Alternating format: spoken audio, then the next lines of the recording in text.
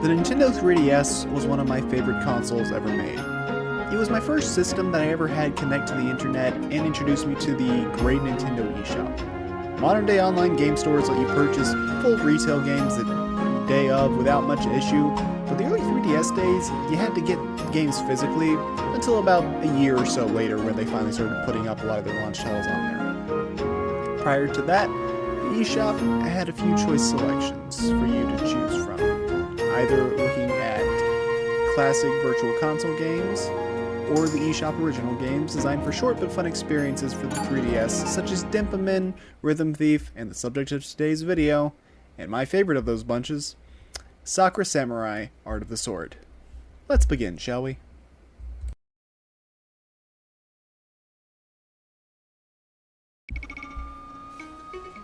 This is a story from long ago. A story about cherry blossoms, the land of the rising sun, and a god who lived in the mountains.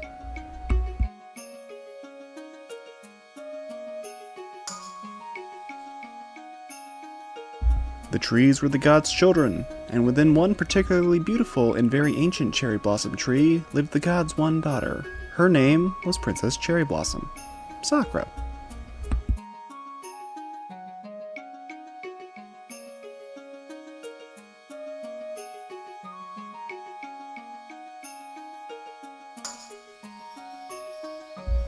A young and beautiful princess of light, she was the guardian of the land, and she was loved by all.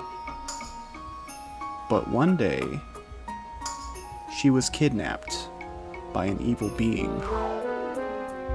stolen from her beautiful home within the tree.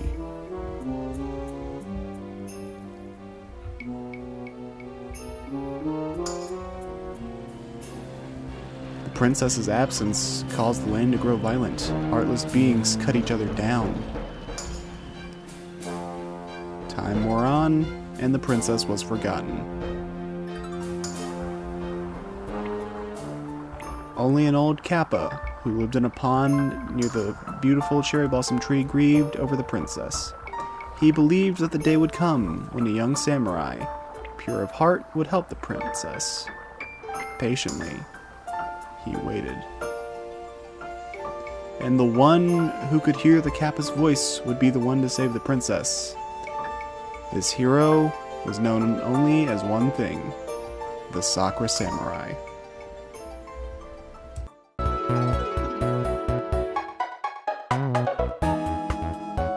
Nah, I'm just messing with you. Let's get started, shall we? So, to quickly summarize everything, the world was good until it wasn't because of some asshat. And now it's time for you to begin your journey, and time for the tutorial training montage with the old Kappa. This training montage consists of many things, including making sure you slice melons that he's going to throw at you, dodging some freaking rocks that he throws at you. Then it's time for some actual combat training, and thankfully it's kept pretty simple, which is a good thing considering this is an early 3DS game. Essentially, you're going to press A to attack with your sword, though often you can only get in a single strike on the enemies. Enemies will fight back, and usually they'll go for either vertical slices that need to be sidestepped or horizontal slashes that need to be backstepped. A few enemies can also use thrusting attacks that must be sidestepped, but we'll worry about those when we get to them. If it seems like you won't be able to dodge, you can always use your sword to block and stop damage, but be warned, your katana will lose durability quickly when blocking enemy attacks. And when your katana is damaged, it does less damage to enemies, so if it's been severely damaged, you're gonna be basically scratching them with a toothpick. However, I'll be honest, one hit at a time seems kind of boring, and that's where the other mechanic of this game comes in: perfect dodges. Perfect dodges will allow you to get in 2 strikes from your sword, which is nice, and there is also another benefit to perfect dodges that I'll talk about later when we get to actual combat with real enemies. On top of your sword, also, you have your items that can be used by pressing the assigned direction buttons on the D-pad. Up is your rice balls, and they will give you a quick use of a healing item restoring 5 hearts. Simple and effective. The frog is a weird one that you press left on the D-pad, but what it does is it temporarily stuns an enemy, allowing you to get multiple attacks off on them. Often, this means you can kill them in a single combo, so if you ever have one enemy you just want to delete, as long as it's not a boss fight, the frog will work. The kunai are a throwing attack you can do for light damage even at a distance, and very few opponents can actually block this attack. Nice for when you want an enemy that's just one hit away to die. Lastly are whetstones, which can restore your katana's sharpness, and they're very useful. After attacking and dodging enough, your special meter gauge will fill, allowing you to perform a special attack, which hits enemies in a fan pattern and does additional damage. It's very useful for later on. Ultimately, once we reach the world map, we can actually see our final objective at the top. It's that castle in the mountains where the princess is currently being held, but to get there, we're going to need to go on an adventure and cross the bridge to reach the mainland, and that bridge is currently being blockaded, so we should probably head to the nearest village to get some information. But along the way, you'll encounter the first of the 3 stage types in this game, arenas. These are the most common stages, pitting you against a selection of enemies for you to defeat. Usually they will drop money and maybe health if you need it when defeated, but if you're really lucky, they'll also drop some items such as kunais and rice balls. I don't know if they ever really drop frogs or whetstones, and they certainly don't drop the other special items. However, there is a benefit to clearing out these stages other than just progressing, because whenever you perfect dodge an attack, you'll have a counter increase, and it will continue to go up until you either get hit or an enemy blocks your attack. This is designed as a way to reward precision and keeping a streak going, and there is also a tangible reward connected with it that we'll get into a bit later. Thankfully, the counter goes away during boss fights because those battles can be much trickier, and yeah, trying to no damage that fight and not get blocked either, that would be a bit of a pain in the ass. Now, as far as combat goes, the early game enemies only ever have one attack you need to watch out for. The sword-wielding highwaymen will perform vertical slices and possibly charge at you, while the ones that wield naginatas will opt for horizontal slices that must be backstepped, and then you have to dash back in and attack them. Enemies will attack you one at a time, thankfully. However, it should be noted that when you get alerted to multiple enemies preparing to attack, you need to be ready, because that means they will attack you in quick succession, so you need to be prepared to dodge. And yeah, that's pretty much all there is to note for the early game areas and the levels until you get to one level in particular. You see, the level that's right next to the bridge that's blockaded is Cornflower Crossroads, and here is where you're going to fight some basic enemies at first, so it doesn't seem like too big of a deal, but after you kill them, this is the first time you get to face off against a batch of enemy reinforcements, and the enemies here are actually much tougher, as these samurai are deployed from farther off castles, making them much more aggressive than the average early game foes, and they take 3 hits to bring down instead of just 1. But that's about it as it comes to regular arenas for now, so let's see what the villages have to offer. The village is very different from the other stages, as there is no combat here. Instead, this is where you'll have a chance to talk with NPCs, shop, and play minigames. However, I first recommend saving your progress and possibly healing up at the end, as this is also the only real way to save outside of killing one of the main bosses, and even when you kill the bosses, you only get to save once. Talking to the NPCs, you can learn a couple of things. Mainly, the Lord of the Castle locked off the bridge, so no one can pass, and that's why the enemies there were so strong compared to the rest of the land. Everyone else just talks about how the land used to be peaceful until it wasn't, because bad guys did bad things. Now, if you there's a couple stores you can choose to visit. Visiting the blacksmith is probably the most important. Now, he's going to call you Peanut, but more importantly, he's here to give you the hookup, as he can either forge or sharpen your sword. His sharpen is an enhanced sharpen that the whetstones have, giving you the same attack as a regularly sharpened sword with a whetstone, but drastically increasing the durability to the point you'd think katanas weren't super fragile pieces of, well, they weren't pieces of crap, but they weren't exactly good swords. They were just using the best metal they had.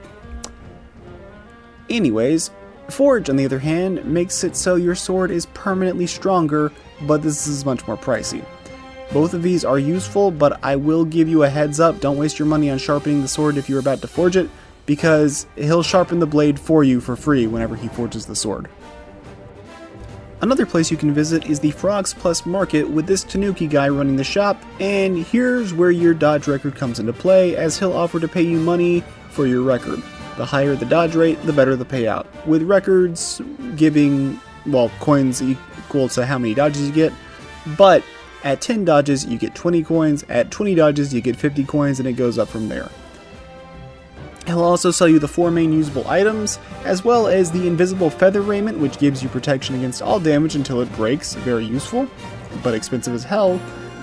And then there is also the Kappa amulet, which is a simple revive if you are to die. That is also extremely useful, and it's also pretty pricey, but thankfully, I'd say the Kappa amulet is worth getting as soon as you can, because that's a safety net that's never really going to go away from something stupid. That'll just save you for if you mess up. Then, outside, you can talk to the 2 guys with weapons to participate in their mini-games, either for coins or for stamps. If you select coins, you'll get roughly double whatever you put in, or whatever you bet. Maybe more if you do really well in the minigame, or maybe less if you don't do too well, but you don't fail it. But if you select stamps, you pay 5 coins to try a minigame. Succeed, and you'll get multiple stamps to fill up your card towards various prizes such as items and special upgrades. I'll talk about those later after we kill the first boss, because I don't want to completely decimate this first boss. The first village has 2 minigames. Perfect Slice, which wants you to cut at least 5 watermelons exactly in half while they're being thrown at you, and Smile Melon, which has you cut the melons in a time limit, but don't cut the smiling watermelons or it's an instant loss. And the one hosting these minigames is Master Melon, the old Kappa. And if you spoke to the child, he'll mention that the old man is a Kappa and has spoken with him, so I'm guessing that we weren't the only ones that could become the Sakura Samurai, since we weren't the only ones who could really hear the Kappa's voice if that's the case. Either way, that's the general rundown of the villages. You can also speak to the old man wearing a basket on his head for some tips, which are sometimes useful, as if an enemy's weapon flashes yellow, that means they're going to go for a combo attack, and some exceptionally powerful foes are capable of surrounding themselves in a red aura if they're going to do a continuous attack. Keep that one in mind. They're honestly not bad tips, and I can't really crap on them too much because they are helpful. And one of them gives you a very useful hint for the final boss near the end of the game, and oh boy, we will get to him when we get there. When you're ready to make some progress, it's time to head to the Castle of Long Rains, our first dungeon of the game, and this is our introduction to our final level type in this game, dungeons. Dungeons are still fairly straightforward, as you simply advance from room to room, taking out the enemies along the way, but now you have to deal with multiple rounds of enemies instead of just 1 or 2, so it becomes a bigger drain on your resources and a larger test of your skills you've hopefully amassed. Otherwise, prepare to eat a lot of rice balls, because the health and items you have at the start are all you've got until you kill the boss at the end, unless you get a really lucky drop, which you probably won't. The enemies here are also going to be a step up from the regular fodder, generally being slightly higher tier than the foes you usually fight in the area, and these armored samurai take 2 hits to bring down instead of just 1, so perfect dodges are key if you don't want to prolong the fight, and you definitely don't want to do that, because an extended fight leads to an increased chance of enemies becoming enraged, which sends their attack speed through the roof. While the challenge may seem daunting at first, this can also be turned into an opportunity, as these dungeons act as a good way to increase your perfect dodge record, and the enemies here all drop a hefty chunk of change, so if you want to grind money, just run the first dungeon a few times, it'll work. For the sake of not completely destroying everything, I opted to tackle this dungeon without upgrading my sword or special attack just yet, because I don't want to completely dominate the first boss. However, we'll 100% be dunking on the second boss, don't you worry.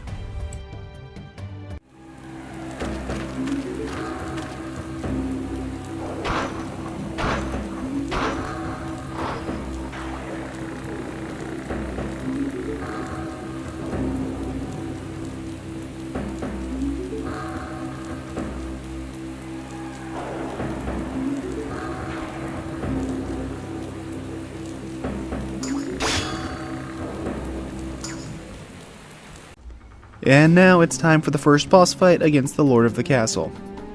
As the first boss, he's thankfully not too difficult, but he is more complex than any other fight so far, and he's one-handing a freaking washing pole, given the range it seems to have.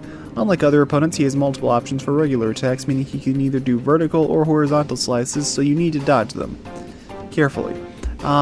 He thankfully gives obvious telegraphs, but you can't get complacent because of the deceptively small arena, and you can't backstep if you're against a wall after all. And this boss has an enraged attack where he'll perform multiple slashes in quick succession, requiring repeated dodges either backwards or sideways to not get hit. And this is his most dangerous attack given the walls behind you, but if you're able to outlast it, he will get tired out.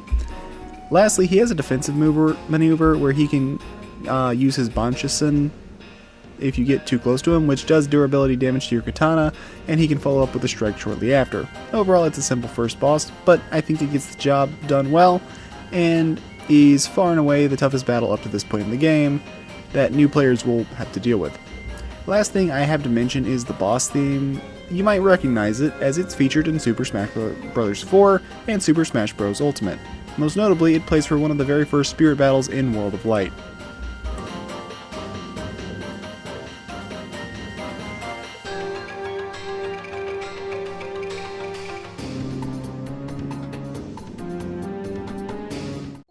With our first boss defeated, we can now go beyond the bridge, but before doing that, I highly recommend heading back to town and upgrading your sword, at least to rank 2, and trying to get out the stamp minigames. Well, trying to finish up the stamp minigames, because when you complete a stamp card, you get a permanent upgrade to your special attack. In this case, it's Spread Confusion, which is level 2, which is a higher spread and does a little bit more damage. And this is also the highest I'll be going for this playthrough, but just so you know, you can get very overpowered with this. Like, I'm talking stage 3 is halfway around you, and it does a ton of damage. And then stage 4 is, well, it's just a screen nuke. Now, across the bridge, all the enemies have had an upgrade, becoming stronger versions of regular enemies, as well as some new enemy types, the archers.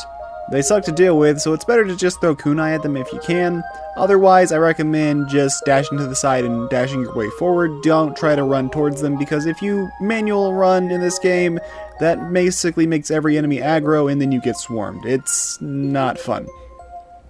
Otherwise, the armored samurai enemies take more damage to bring down than prior foes, and usually the more menacing an enemy looks, the more damage they deal. It's a good rule of thumb for this game. The other big gameplay shakeup is now you'll start seeing enemies have some yellow attacks, and if an attack is yellow, that means they're performing a combo attack, so watch out. For the most part, though, they can only do a maximum of 2 attacks in a row. On occasion, you'll also encounter another enemy type known as the ninja, and they're somewhat elusive, but yeah, they're pretty dangerous opponents generally, but they have low HP. The big thing to note is that they can also kill their own teammates just as easily as they can kill you. Most of them will use kunai, but some of them will start using bombs instead. And yeah, if you take them out, they drop a lot of gold. It can be a pretty lucrative way to earn money, but ninjas outside of some specific areas are kind of rare. The last major enemy of note here is going to be the spear wielders, as this is your first high-level in-game enemy. These guys are capable of performing up to 4 attacks in a row, so just know that his combo isn't done until he goes for the horizontal slash, so as long as he keeps thrusting, keep on dodging. And be careful about where you are in the arena, because if you don't have room to dodge, you're shit out of luck. Also, don't dash into arrows, that does damage to you. This is probably the most dangerous enemy in the game that is somewhat common, I would say. The next village is a bit more developed than the previous ones. You can see a lot more buildings going on here, and it's this little town known as Rootburg. And what this really means is more shops, more dialogues, and more mini-games, which I suck at. To keep things brief, we learn that there's a corrupt monk lording over this land, and we hear rumors that the dreaded Dark Moon Lord will be facing near the end of the game. Basically, that he's pure evil. I decided to upgrade my sword again because I honestly want to wreck house for a bit, and this will make the upcoming boss a lot easier to defeat. I also purchased myself a Kappa amulet as insurance, but I'm happy to say I never actually ended up needing it in this entire playthrough. But again, a Kappa amulet is like a fairy from Legend of Zelda. It'll bring you back to life if you get killed. And for those of you wondering why I'm stopping at level 2 for my special attacks, it's because you have to get good at the minigames if you want to get higher, and I suck at these minigames. Like, really badly. The next dungeon is the Wayward Monk's Castle. Weird that it's called Castle, not Temple, but okay, I guess. Anyways, it's kind of neat in that I like the different visual aesthetic it has going on here, but it also means that all the arenas are the exact same size, so it's probably my least favorite of the 3 dungeons. The most notable addition here is the Quick Draw Samurai, which requires you to backstep it very quickly, but thankfully their glass cannons and a single slice can kill all of them except for the in-game variant, which still only takes 2. I was honestly surprised by how short this dungeon was in particular, and I don't have much to say about it because you just fight through a few enemies in a few rooms. Next, let's go kill the boss.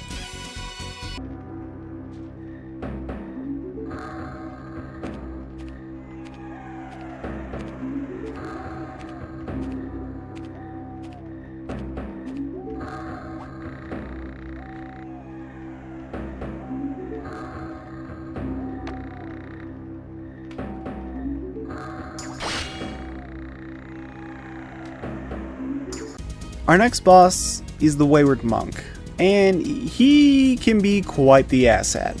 His thrusting attacks have some Elden Ring levels of delays, so you'll be tricked into dodging early just to get stabbed in the face.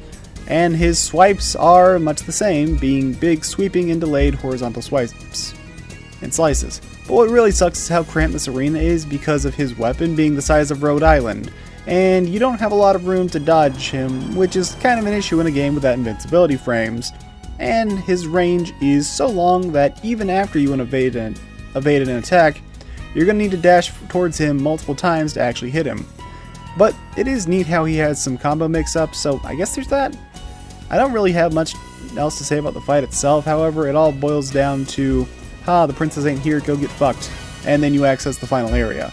So, yeah, I'm just going to kill him now.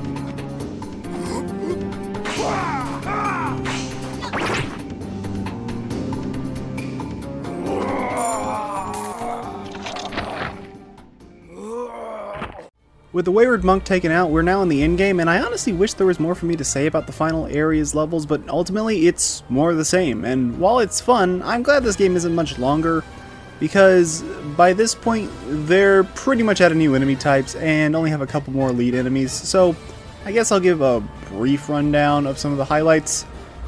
The Black Ninjas are the ultimate ninja variant, having access to both shurikens and explosives that are quite dangerous, but thankfully they have fairly low health, though it is still notably higher than the regular ninjas. The Umber Pit stands out as the second to last level before the final castle, and it's the only level with a second wave of enemy reinforcements sending out an enemy commander that hits as hard as the final boss and has almost as much health as the Wayward Monk. Thankfully, there's only one of them in the entire game, at least in your regular playthrough. Then there's the Lunar Pass, which is the final normal level in the game. I have nothing to say about it other than it's hard. And with it finished, congratulations, you've maxed out your health stat. Honestly, okay, yeah, the final village I don't really have much of anything to say about. It looks just like the first village, except a little bit more run down, and you just have more mini-games to play. Not much here except a guy tells you that the Lord of Darkmoon Castle is pure evil. Though I will give credit for Basket Head, as he gives a decent warning about an enemy wielding 2 swords will always double attack you at minimum. Keep that in mind. I also highly recommend grabbing the Kappa Amulet and Feather Raiment if you can afford them. The Kappa Amulet is again a free revive if you die, and the Feather Raiment gives you multiple hits that you can take before you actually start losing any health. I believe it's 8, but don't quote me on that. Though I guess before we go take on the final dungeon, I kind of want to cover the big side mode of the game that you unlock after killing your first boss, and you'll unlock extra stages of after each boss you kill. The Thug Rush, aka the 30, 50, and 100 Thug Challenges, where you fight off a large number of enemies with limited supplies and a set amount of health and weapon skills, so you need to try to beat it as fast as possible. They can be tricky because your health is extremely limited. Here, even in the first stage, you only have 3 hearts, and some enemies can actually hit you for 2.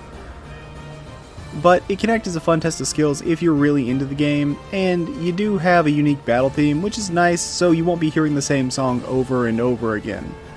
The enemies here are also going to be higher tier than the opponents you faced off up to that point in the game you unlocked, so basically when you unlock the 30 Thug Challenge, you'll start seeing some archers in the mix, as well as some mid-tier variants of the enemies, and also some higher tier armored knights.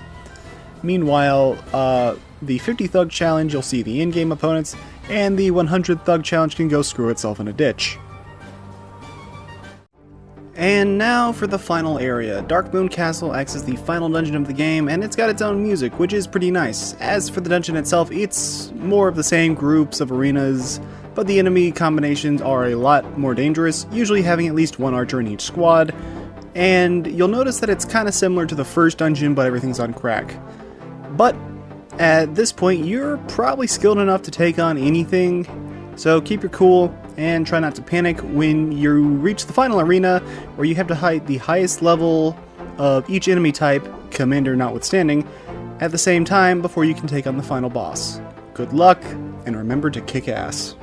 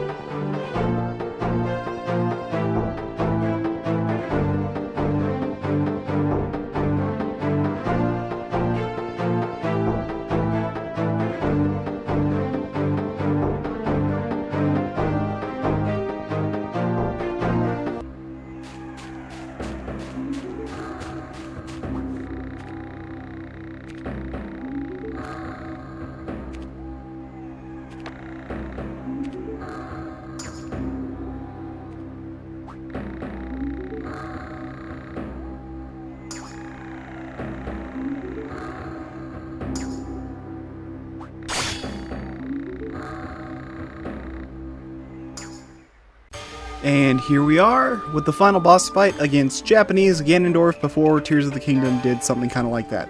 And he is by far the hardest fight in the game, as well as the most complex. You see, he has 2 swords, and that means every single attack he does is at minimum a double attack, despite having the red glow.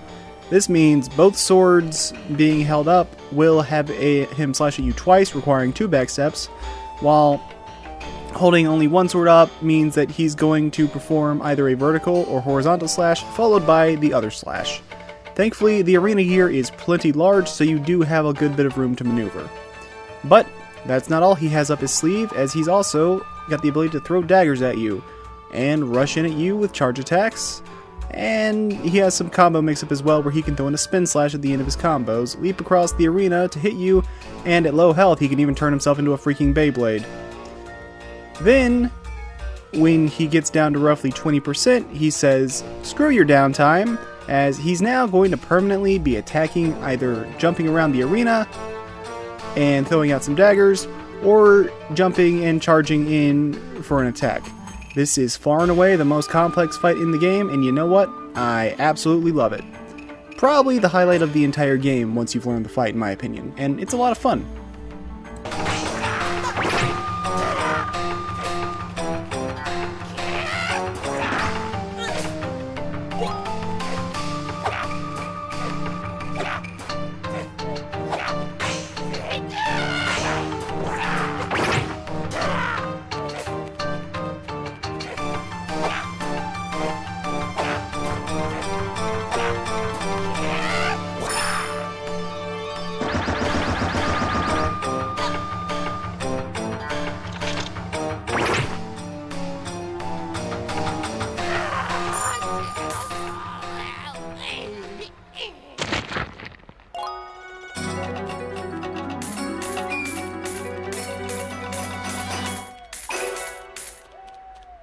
With that, the evil lord is slain, the princess is freed, and the game has been won. And that was Sakura Samurai Art of the Sword. This game is short, likely taking new players around 4 hours, while replays might take you less than 2. But as I've grown older, I've come to appreciate shorter video games, and this game is quite the fun time that I can recommend to honestly just about anyone.